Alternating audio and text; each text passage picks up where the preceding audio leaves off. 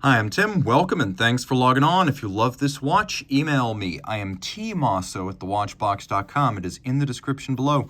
Your purchase and pricing email question line for buying this or any watch you see on any Watchbox platform. Please reach out to me directly. I am T Mosso at thewatchbox.com for pricing. Today we're discussing the Rolex Cellini time. This is the white gold reference 50609 RBR. So the Cellini time, 39 millimeters in diameter in white gold. This example features an exclusive gloss lacquered dial with diamond indices and a brilliant set gem bezel. The watch is subtle and elegant. 39 millimeters in diameter. It's only 11.2 millimeters thick and very short across the wrist. At 45.2 millimeters from lug tip to lug tip, it has a 20 millimeter spacing between the lugs. At an arm's length, it's difficult to tell that this is a gem set watch. It's beautifully made and gloriously detailed, but with the combination of a black dial and a white metal case, it's also fairly versatile for a diamond set dress watch. On my 16 centimeter circumference wrist, it wears beautifully. While it's not the thinnest dress watch, it is a fairly robust case. More on that in a moment. And it will slide underneath a cuff or a tight sleeve, no issues there. And being just over 45 millimeters from lug to lug, you can see how those lugs come nowhere near the edge of my wrist. And then over the top, once again, even pulling the watch strap tight to fit, the watch comes nowhere near encroaching on the edges of my wrist. So I can recommend this watch for a wrist as small as 14 centimeters circumference. We have large rectangular scale alligator leather in a matte finish. There is a sheer cut on the side showing the layers of leather. We have a monotone stitch on the bottom calfskin. This is a brand new Rolex factory strap, no crimping, no gouging. Rolex drills the case lugs fairly close to the case flank. So you can see that the strap is inboard. The pivot point is far inboard of the end of the lug. This allows it to fit well on a small wrist. To ensure that there's no impingement of the motion of the strap, Rolex uses a curved spring bar. So that's how you get that close coupled look and the ergonomics that come with it without trouble bending the strap. We've got a little Cellini white gold buckle with the Rolex crown on it. Now, Rolex has its own foundry.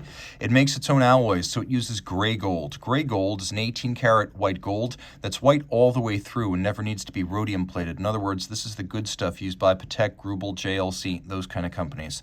And so it's the same color all the way through. If you do scratch it, it's the same color underneath. The case band is graceful and handsome. The lugs, fairly narrow when viewed head-on, have a broader presence when viewed in profile. Everything's polished.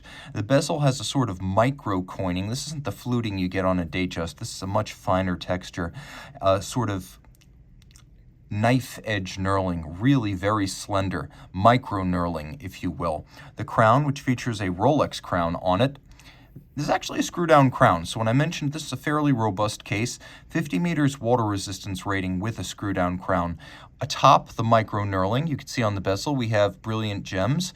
They are the same color, carat, and clarity, graded by lasers so that they are exactly the same all the way around with no tangible shift in size or shade or clarity.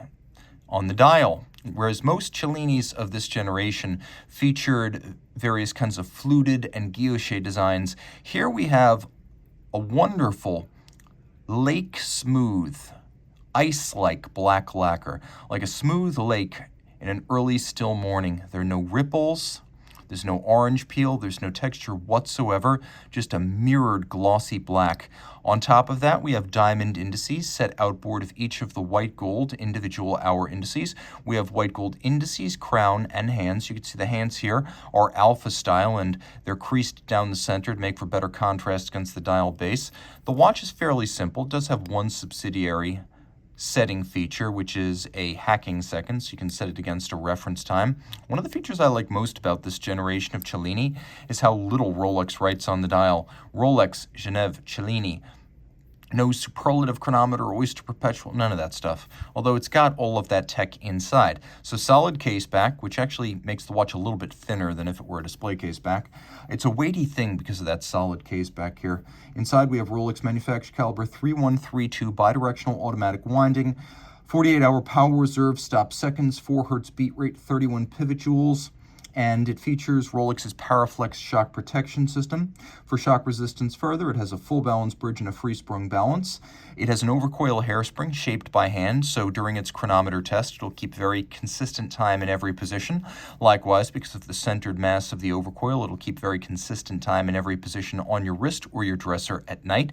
That overcoil is a blue oxidized niobium zirconium Rolex calls Parachrom Blue. It is highly anti-magnetic, and the watch is a superlative chronometer, which means this timepiece is able to keep time to no worse than -2 + 2 seconds per day, verified at the time it left the Rolex factory. And the superlative chronometer test is a test of the fully assembled watch, not just the COSC's bare movement test. This meets that standard, but then it goes beyond with the Rolex in-house testing. If you love this watch, reach out to me. I am Team Mosso at thewatchbox.com for purchase and pricing details.